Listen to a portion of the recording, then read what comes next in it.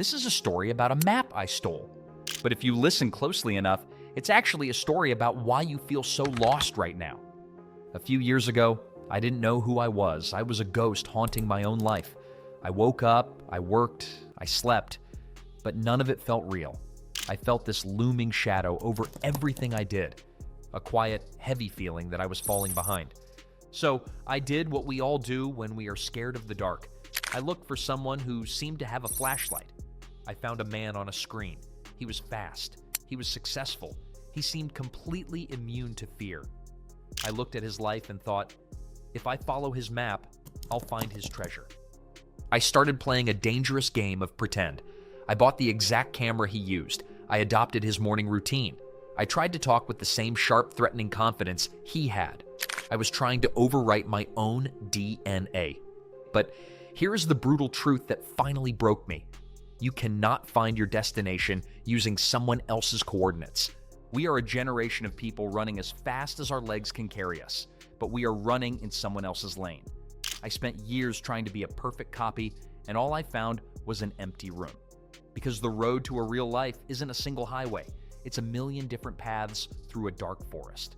And the only path that isn't crowded is the one only you can carve. The flawed reflection. Why do we do this? Why do we run from ourselves? It starts when we are very small. When you are 5 years old, you don't know how the world works. You look up at the giants around you, your parents, your teachers, society, and you are handed a template. It's like being handed a heavy winter coat in the middle of summer. They tell you, this is what success looks like. This is what love looks like. Wear this.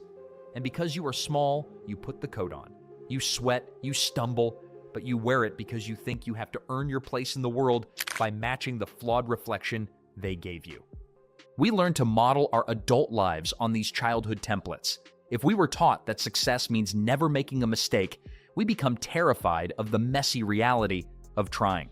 If we were taught that love is a competition, we treat our partners like rivals.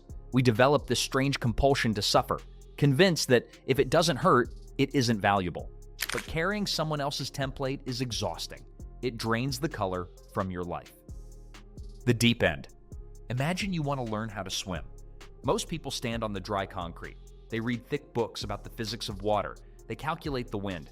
They ask the lifeguard, "Is it cold? Will I sink?" They wait for the perfect Tuesday when they feel 100% brave. And because they wait for perfect, they never actually get wet. Years ago, I was paralyzed by the fear of being bad. I didn't want to start my creative journey until I knew exactly how to swim. But nature doesn't work that way. You cannot learn to breathe underwater while your feet are still on the shore. So I finally jumped into it. I hit the water hard. I made terrible mistakes. I produced work that was embarrassing. I was in the deep end, kicking blindly, feeling completely foolish. But the water doesn't care if you look silly. The water only teaches you how to swim when you realize that staying perfectly still is no longer an option. If you want to be a master, you must be willing to be the fool. You must be the one who jumps while everyone else is still folding their towels. The ice castle, the mechanics of failure. Let me tell you what happens when the jump goes wrong. Last year, I poured my entire soul into a single project. I worked through the night for months. I ignored my health. I sacrificed my peace. I was standing on the mountaintop, holding this thing I had built, waiting for the world to applaud. We launched, and the world stayed completely silent. It failed. When you lose a dream you've built your whole identity around, you don't just feel sad, you feel a sudden, terrifying cold. When we hit rock bottom, our minds do a very strange trick. We go cold. We experience a profound internal numbing. We build a fortress of ice around our hearts. We withdraw from our friends.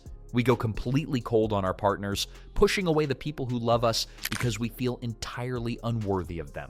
We think, if I feel nothing, I can't be hurt again. If I freeze myself, the disappointment can't reach me. But an ice castle is a prison. It keeps the bad things out, but it freezes you to death on the inside. I sat in that cold for a long time. But eventually, you realize that failure isn't a predator trying to eat you. It's a mirror. It forces you to look at yourself without the disguise. The project vanished, but I was still there. The ground beneath me was solid. I realized that the failure was the universe's violent way of saying, you are running beautifully, but you are running in the wrong direction. The backpack test. People ask me how I thawed out, how I learned to walk away from the ice castle. It's because of a simple rule I call the backpack test. Imagine you are hiking up a beautiful steep mountain. Most people try to do the climb while carrying a giant bag filled with things they don't actually need. They carry old grudges. They carry expensive status symbols to impress strangers. They carry the heavy, suffocating expectations of their parents. They wonder why their knees are buckling before they even reach the halfway point. I live with almost nothing now. If a habit, an object, or a relationship isn't worth carrying up a mountain on my back, I leave it on the trail. Common sense is simply the ability to see what is weight and what is fuel. We spend decades burning our precious energy on heavy things that do not serve us. But once you empty that bag, once you drop the template, the fear, and the need to copy others, you realize you can climb twice as high in half the time. The archer's paradox. Let me leave you with this. Imagine two archers standing in a field. The first archer is obsessed with perfection.